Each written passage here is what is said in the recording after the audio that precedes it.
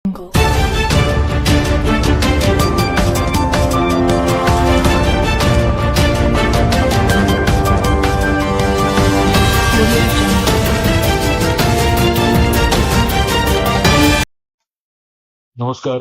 धाराशिव जिल्ह्यातील शेतकऱ्यांना खूप आनंदाची बातमी आहे.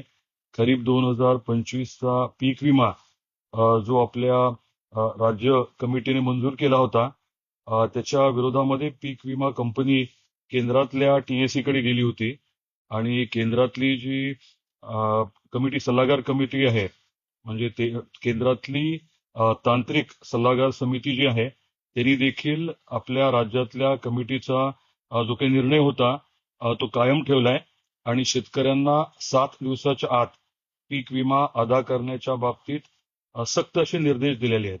आनंदाची बाब आहे. आपल्या सर्वांनाच त्याची खूप उत्सुकता होती आणि गरजही होती.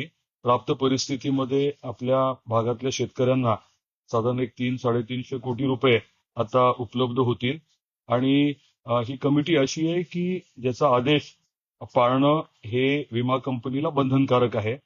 आपल्या खात्यावरती पैसे जमा होईपर्यंत पूर्ण आमचा पाठपुरावा राहील आणि याच्याच बरोबरीने जे काही तांत्रिक उत्पादन आहे त्याच्या बाबतीतले काही विषय आहेत, त्याची बैठक आजच आपले कृषी मंत्री मामांबरोबर घ्यायचं ठरवलेलं आहे. ती बैठकही आज होतीये.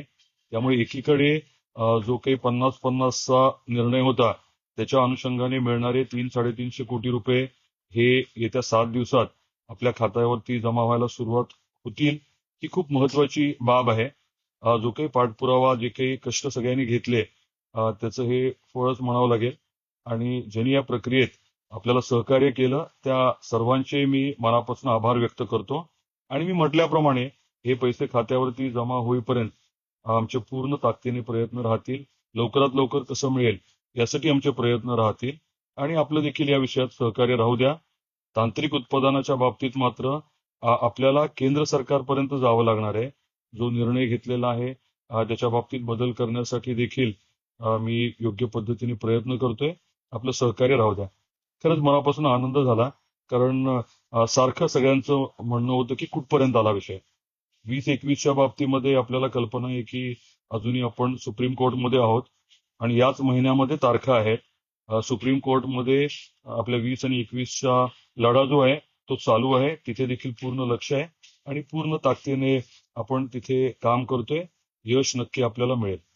खूप आपल्या सर्वांचे परत एकदा अभिनंदन. धन्यवाद.